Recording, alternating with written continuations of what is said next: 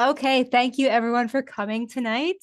Sam had asked me to come and say a little bit about my book, which is called Romantic Medicine and the Gothic Imagination, Morbid Anatomies. It was published through University of Wales Press in 2022. And so I decided to focus mostly on the first chapter, not only because it is my very favorite chapter, but also because some of the ideas in it really was the catalyst for this whole project. And so it was pretty foundational. And so that is how I've decided to approach it. But I will also be saying a few things about the project as a whole in the beginning, just to kind of situate that chapter and make a little bit more sense. So to begin. So this is a quote that you may be familiar with. It is from Coleridge in 1797 while he was reviewing Matthew Lewis's The Monk.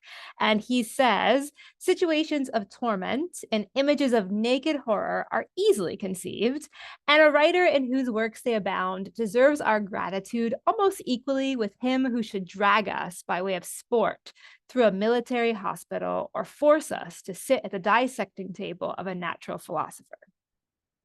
In this well-known passage, Coleridge compares Gothic literature, specifically Matthew Lewis's The Monk, to the most violent and gory medical spaces, highlighting their qualities of spectacle and thrill. This interplay between the Gothic and the medical is the subject of almost all of my work, including what I'll be talking about today. To give you a sense of what this material is working towards, then, the book as a whole makes a few larger arguments. And what you see on the screen here is just a simplification of what I'll go through right now, so it doesn't match exactly. The first argument is that the repetitive collection of unnatural and sensationalist tropes that construct the anatomy of the Gothic tradition have experimental and experiential medical value. The Gothic imagination in the Romantic era engages with medical debates to reposition vulnerable bodies to places of agency within fear-based narratives. The use of gore, fear, and the macabre are crucial here as it promotes a closer look at non-normative bodies not found in other types of literature. Number two, that amidst a devaluing of the Gothic by reviewers and of abnormalities by medical practitioners, the works and histories discussed in this book promote a revaluing of morbid anatomy and morbid literature.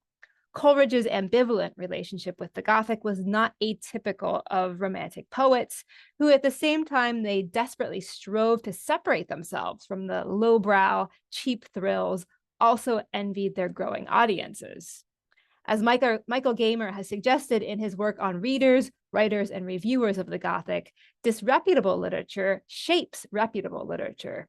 The anonymous or disgraced authors of the Gothic built the Romantic canon, despite their exclusion from it.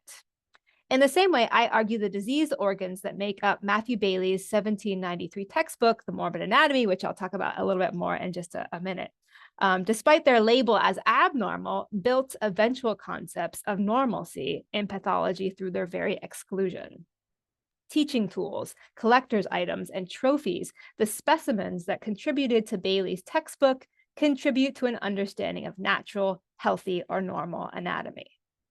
And number three, that though most scholarship on the medical Gothic gravitates towards the 19th century because of the Victorian proliferation of doctors and scientists, as well as increased standardization and reform in medicine, I argue for a change in the way we think about medical Gothic. I argue that 18th century and early 19th century Gothic texts are just as much, if not more, engaged with medical developments and concepts. Scholarship on this period should not exist merely to foreground the later age of medical enlightenment and reform.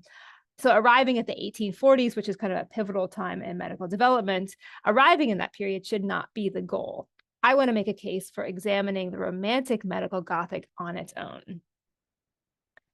When Romantic medicine struggled to test or prove its innovative theories because of physical restraints in the late 18th and early 19th centuries, the Gothic transgressed the medically possible, picking up its own scalpel to experiment with the same ideas in an imaginative and disturbing space that includes the supernatural among the natural and unnatural. Unafraid to explore the gore typical of medical experimentation to produce shock and horror, Gothic experiments expand the possibilities of medical theories by showing what they might look like in a speculative space without limits.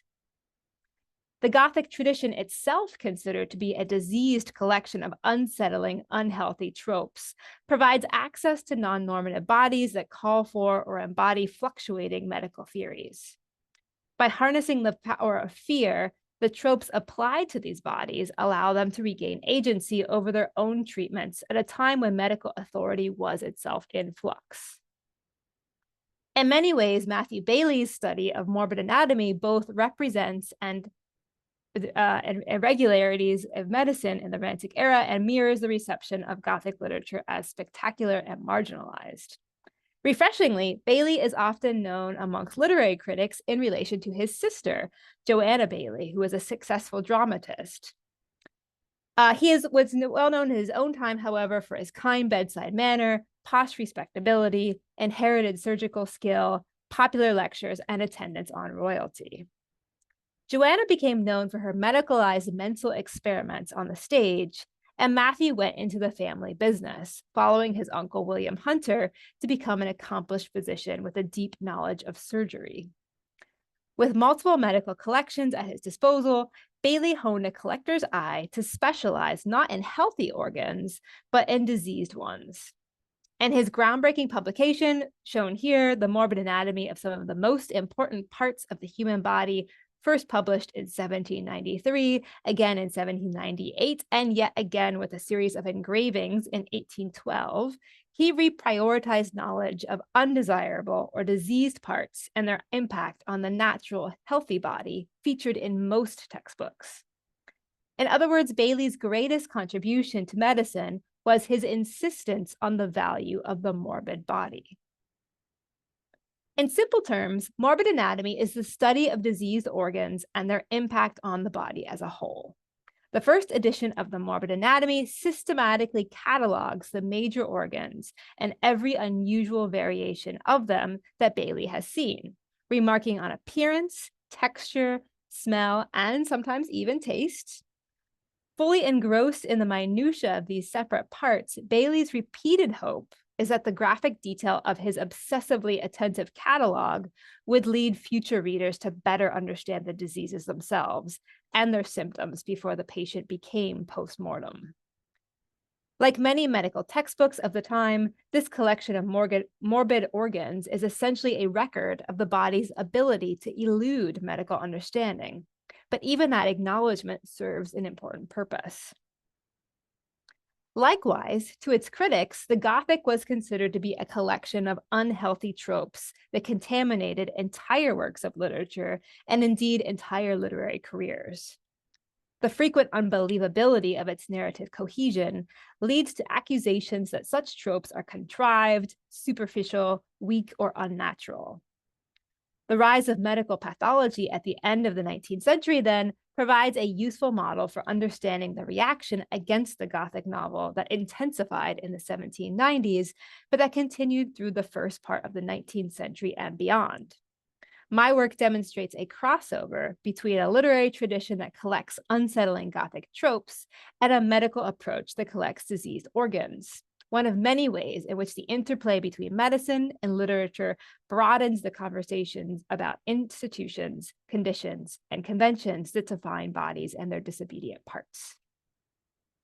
The Gothic's immediate goal to entertain through shock gives it access to non-normative bodies not pursued in other literary traditions. Its ties to fear and anxiety make it uniquely situated for speculative experimentation that transgresses the limits of conventional science. Characterized by the grotesque, abject, and other, the Gothic adapts medical debates about unsettling forms of embodiment to repurpose Baillie's admiration for morbid anatomy into bodily autonomy. And so here's where I'm going to shift into talking specifically about Lewis. In Matthew Lewis's infamous 1796 novel, the monk Raymond makes a vow to his lover Agnes, ready to begin their elopements.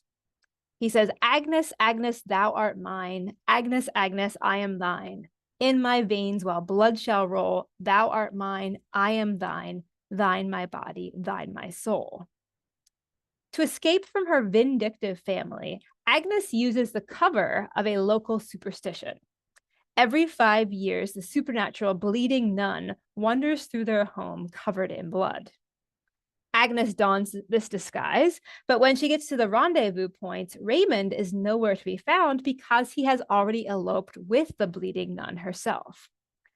Appearing at his bedside while he recovers from illness and injury, the bleeding nun echoes his vow with one alteration. Rather than "in my veins while blood shall roll," she says, "in thy veins while blood shall roll." The bleeding nun's body revealed to Raymond is described as having a countenance that is long and haggard. Her cheeks and lips were bloodless, the paleness of death was spread over her features, and her eyeballs, fixed steadfastly upon me, were lusterless and hollow. Despite this, she is also described as an animated corpse or corpse. Demonstrating the Gothic tropes of blood and the reanimated corpse, she performs life just as Agnes had been attempting to perform death. It is a body that could only exist in medical theory or the Gothic imagination. Her movements and speech indicate convincing signs of life, but where does the life of a reanimated corpse come from? Does it count as life at all?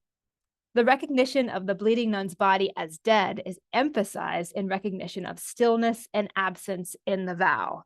The absence of blood and its movement in her veins necessitates her bond with the living circulation of Raymond's body.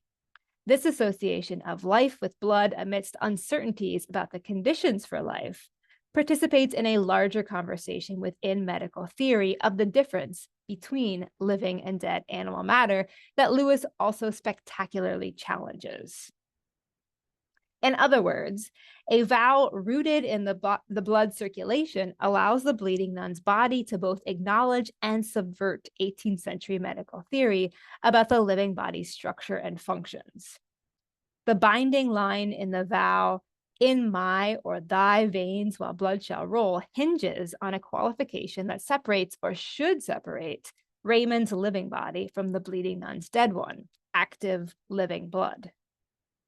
From the mid-18th century, the Gothic has been populated by reanimated corpses.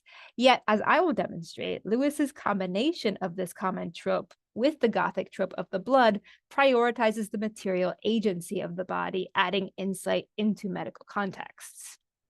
And I'm sure most of you know a lot about Lewis, but just in case you don't, I've included a little bit of background information on him. So here he is, pictured here. Matthew Gregory Lewis acquired his infamy early on when he wrote The Monk at the age of 19.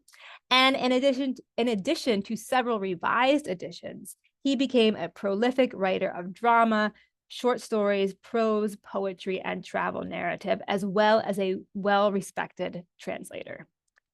The scandal of his first novel, a combination of religious blasphemy, sexual violence, and association with Parliament — he identified himself as an MP on the title page — all of these things cost him little in terms of audience, despite continued negative reviews and threats from censors, and this is a pattern he would deal with throughout his career.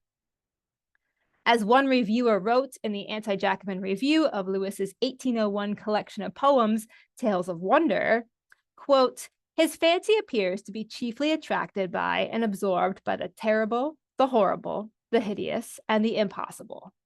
Nor can we conceive what has been his bent of education that has led him to so uncommon a track of study."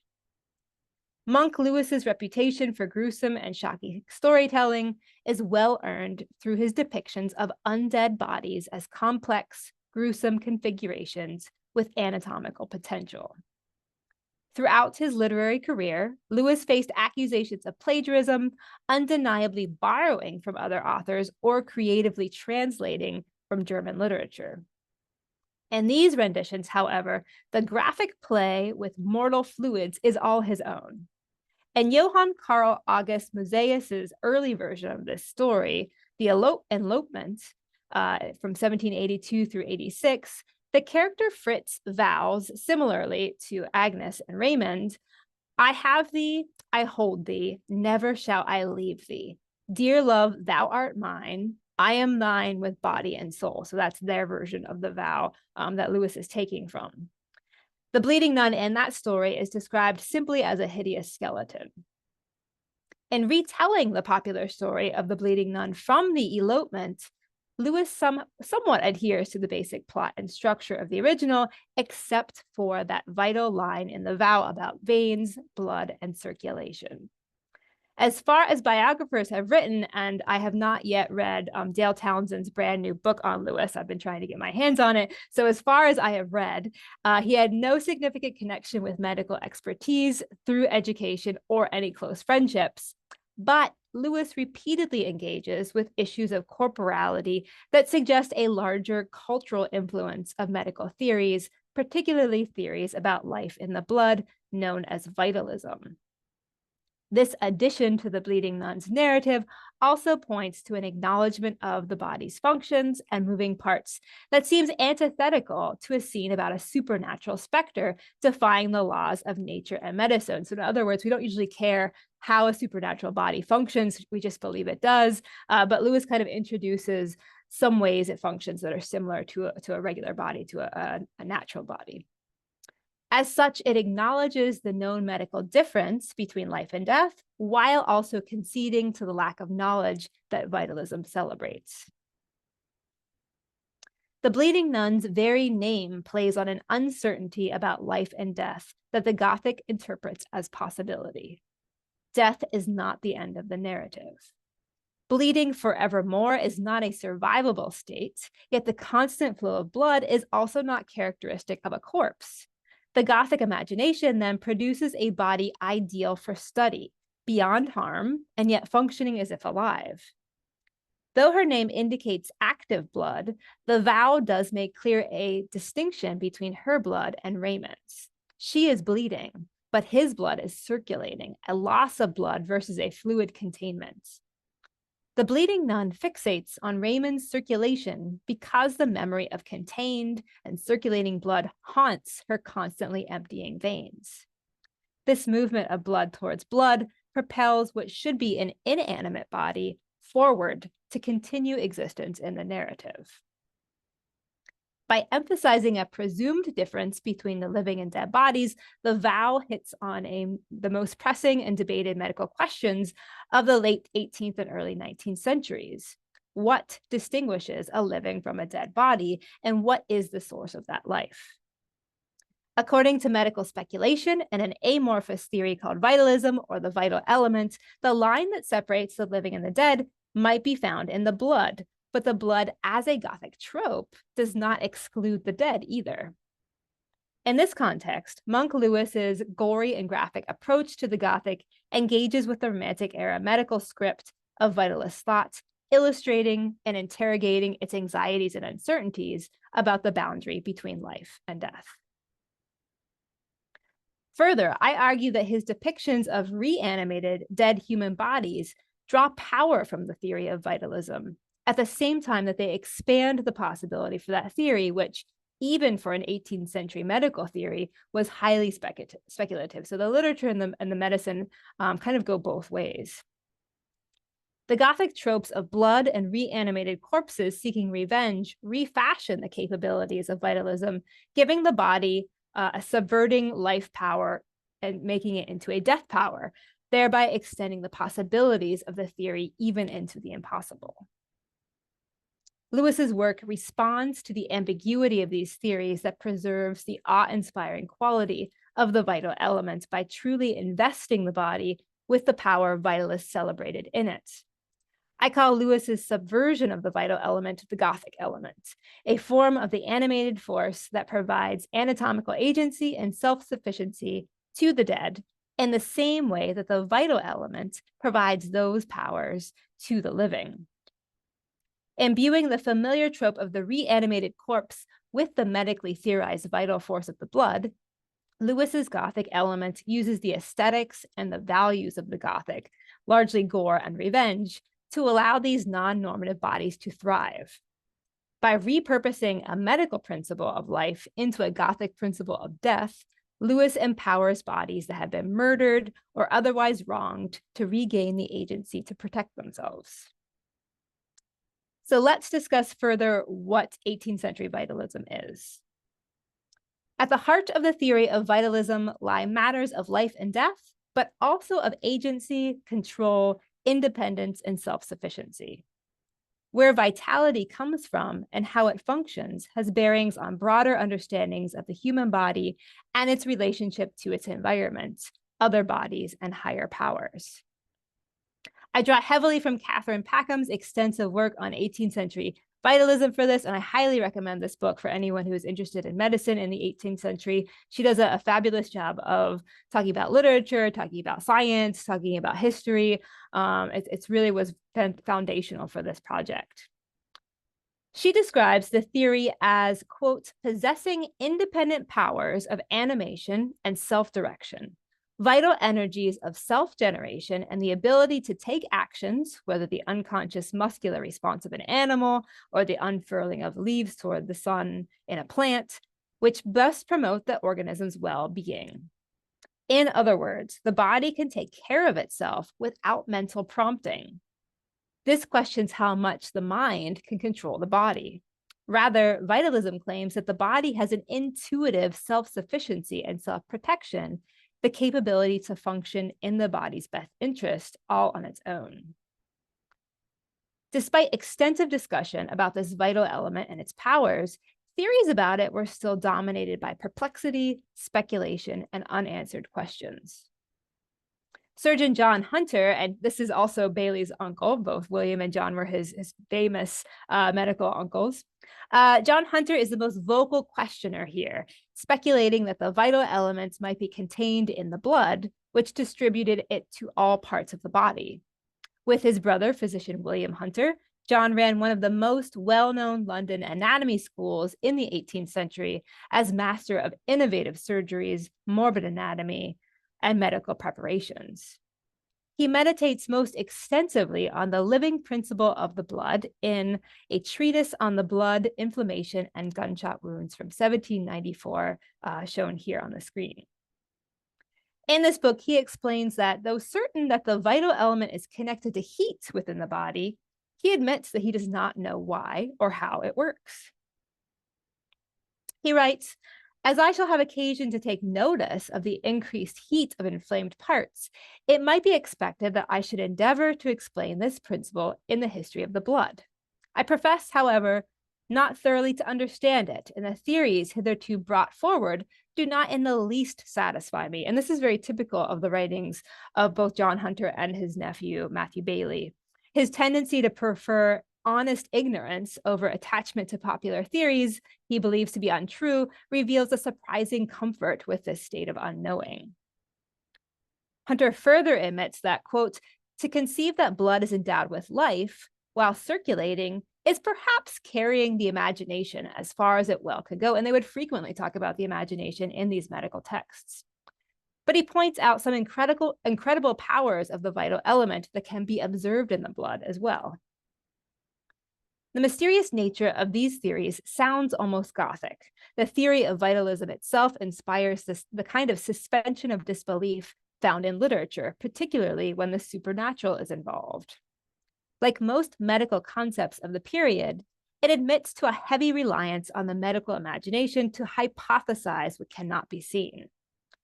As Hunter writes, quote, our ideas of life have been so connected with organic bodies, and principally those endowed with visible action, that it requires a new bend to the mind to make it conceive that these circumstances are not inseparable. This confluence of medical ideas about material bodies and speculation, narrating how they work, creates a space in which fictionalization of the body, based only loosely on empirical evidence, is taken seriously. After an extensive description of the blood's properties and a series of experiments he has performed, Hunter includes a section of experiments he has not performed, despite his known belief in empiricism. He writes, the following experiments have rather been imagined than fully executed.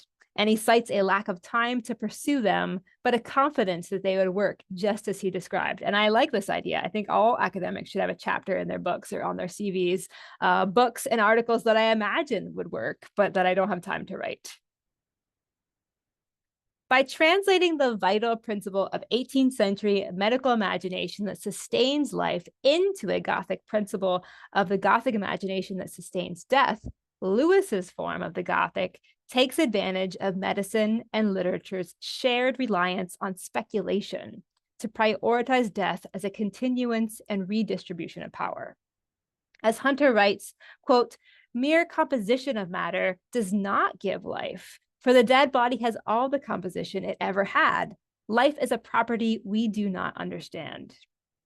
The speculative quality of the vital element that defies understanding and that animates the living body is mimicked in Lewis's work by the Gothic element located most frequently in the blood, but also more ambiguously in the gore. Its self-protective, self-interested instinct is triggered by injustice and revenge. The predictability of its motions and movements suggests that it may be even better understood than its medical counterpart. The vital element may protect the body in life, but the Gothic element protects it in death. Lewis's reanimated corpses and their gore are not just active, but actively hostile. In the poem The Sword of Angantyr, in Lewis's collection Tales of Wonder, pictured here, the character Herver disturbs the dead to obtain a magic sword, itself deep embrowned with hostile gore. The blood on the sword returns to life as it aggressively and gruesomely destroys her for daring to disturb the dead and steal from them. Rarely do the reanimated dead in Lewis's work take kindly to the kind of external control by the living that is attempted here by this character. If the medical theory speculates that the body sustains life, controls itself, protects itself, then the Gothic is well situated to offer scenarios in which this elusive element can be further explored. If the vital element is unnoticeable because it is involved with unseen and unconscious processes, then application of the Gothic element to bodies that should not have any motion makes its presence not just noticeable, but terrifying.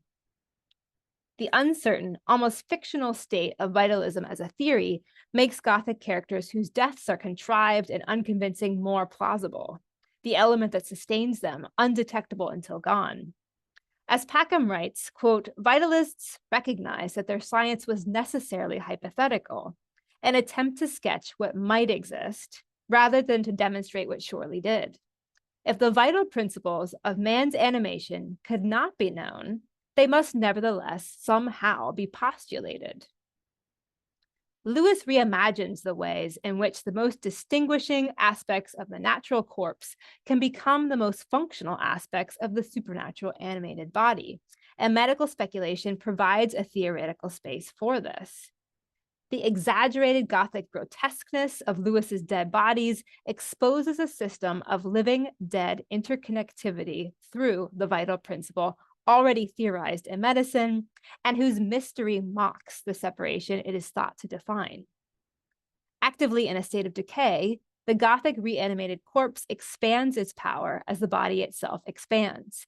The animated blood force is no longer contained within the body, but is allowed to flow freely or coagulate as the body requires.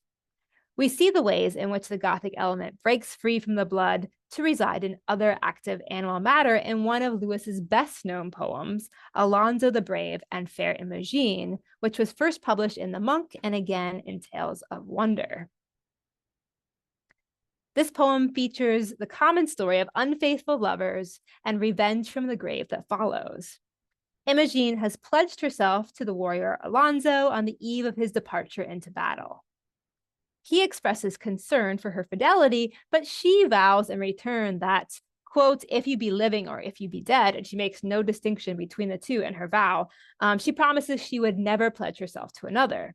If she did, God grant that to punish my falsehood and pride, your ghost at the marriage may sit by my side, may tax me with perjury, claim me as bride, and bear me away to the grave. Of course, it isn't long before Imogene's heart strays and she finds herself at a marriage feast with a new husband. Though Alonzo dies and his living body quickly exits the narrative, the Gothic element that reanimates his corpse enables him to re-enter it and take control of that narrative.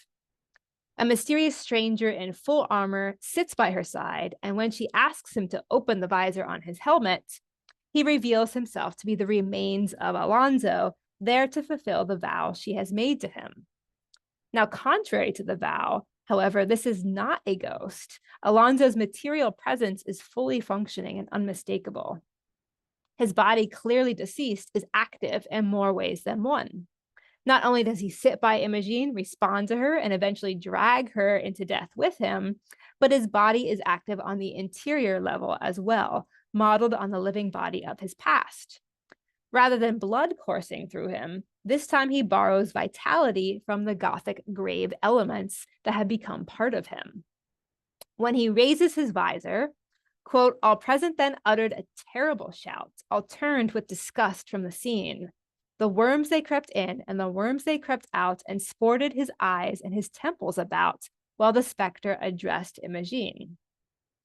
The speculative nature of vitalism allows for Alonso's dead body to fall into the purview of its theories about the living body, replacing blood with worms that wriggle vitality through him, animating a structure that should be inanimate. While the vital element keeps living matter alive, the Gothic element keeps dead matter functioning as if alive, repurposing decay into a vehicle for continued narrative involvement.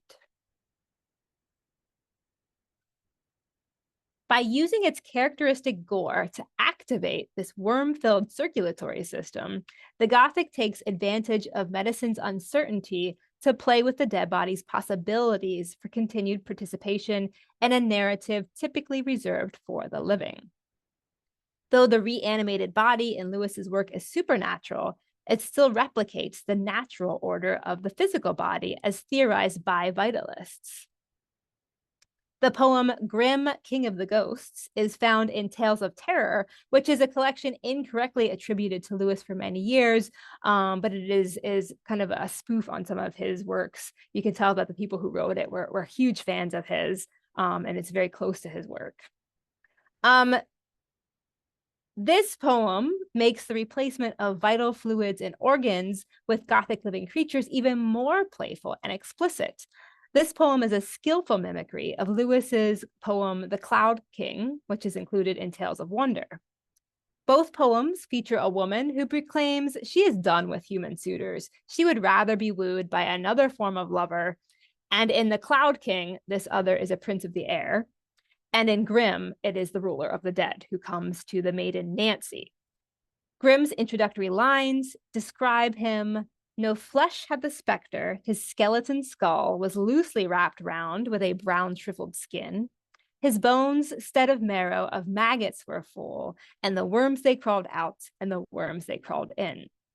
And I love this image because you can actually see the worms wriggling all through his body and the little maggots at the bottom.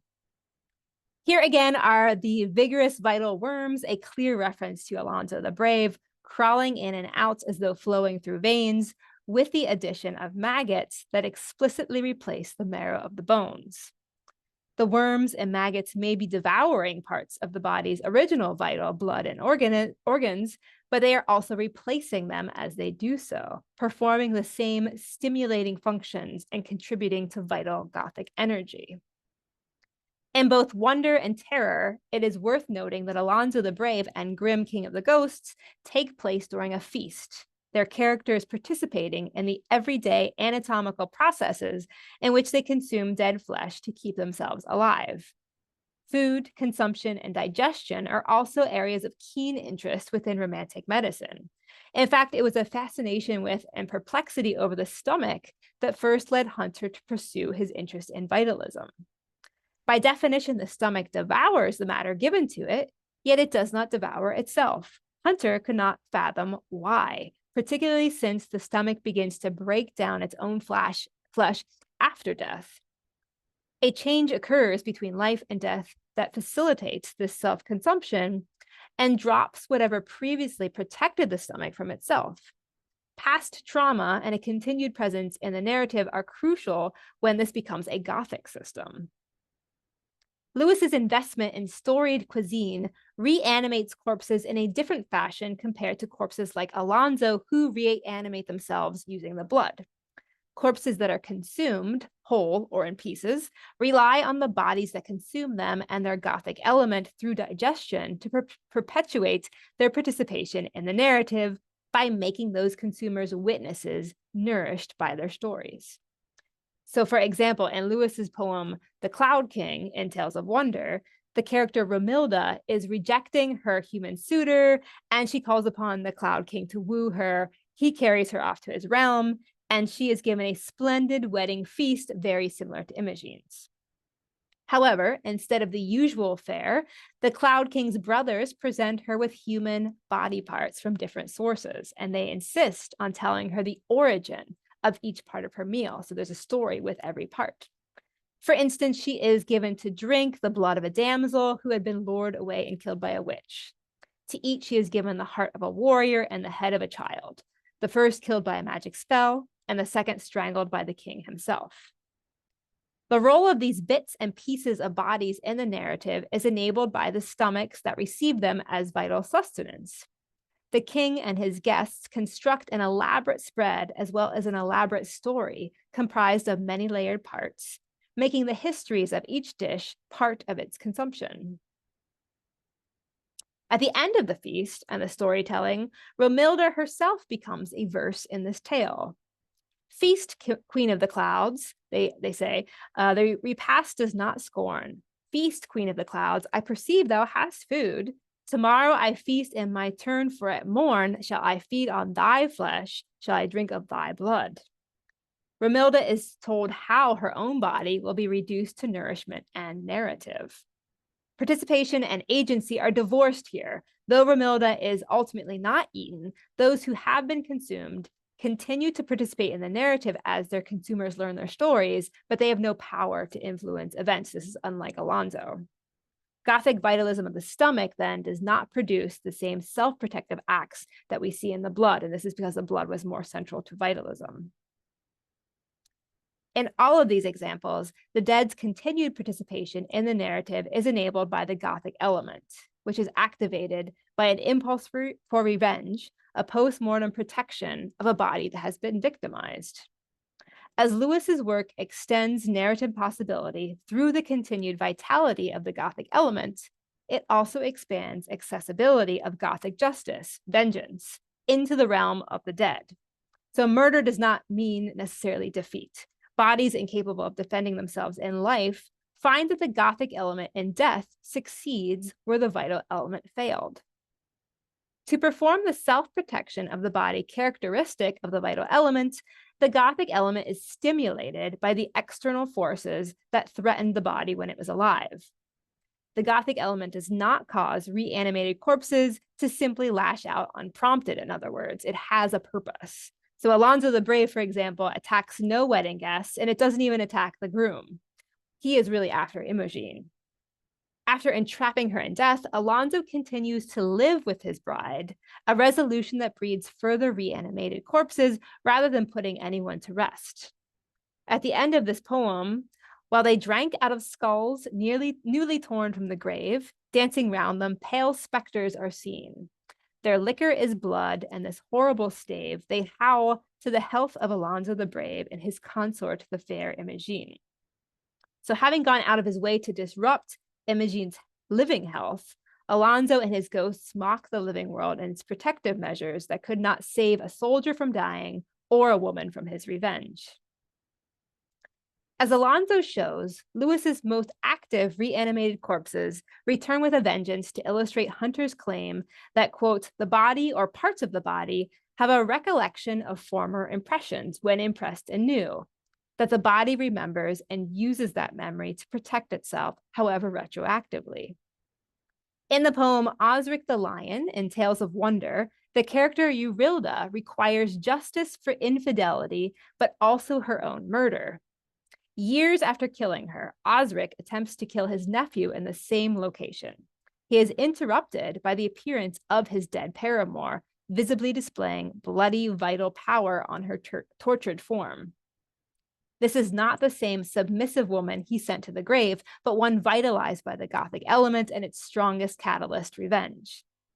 Having waited in a painful reanimated death for her lover murderer to return, she now appears with a host of fiends and undead creatures, all hungry and thirsty for the gore of the living.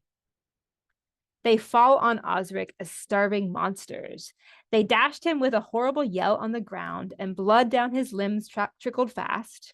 His eyes from their sockets with fury they tore. They fed on his entrails, all reeking with gore, and his heart was Eurilda's repast. Lewis showcases the complete process from the loss of life caused by the blood visibly leaving the body to a transfer of vital animal matter through digestion. This is not a perpetuation of Osric's narrative, since his vital element is devoured through Eurilda's Gothic digestion, as Lewis has shown in The Cloud King and Grimm. Eurilda's active and bloody return clearly prioritizes the injustice done to her as she revels in her new narrative prominence. Thus, not only does the once vital fluid and viscera of Osric's body now sustain undead creatures and Gothic anatomical systems, it also feeds the most powerful body of all, the victim of injustice. It is not incidental that Eurilda claims his heart as her own, feeding on his disloyalty to her as well as his vital fluids. Revenge and the Gothic element, now circulating within Eurilda's long-suffering body, provide it with the ultimate agency of post-mortem defense against injustices from which the vital element could not protect her in life. Reanimated undead characters in these examples circumvent restrictions and regulations of the living political sphere that failed to protect them in life. As Lewis engages with the discourse of vitalism that provides them with the medical viability to do so. Revenge, in sparking a Gothic element modeled on the vital element, may be a principle just as medically natural as the vital principle that determines life and death. Death is never the end of the story in the Gothic. To conclude, I think I should have shared that earlier. Whoops. To conclude, by imitating cultural understandings of anatomical systems and the theory of the vital element to speculate about the body's possible darker powers, Lewis invests the trope of blood and reanimated corpses with a Gothic element.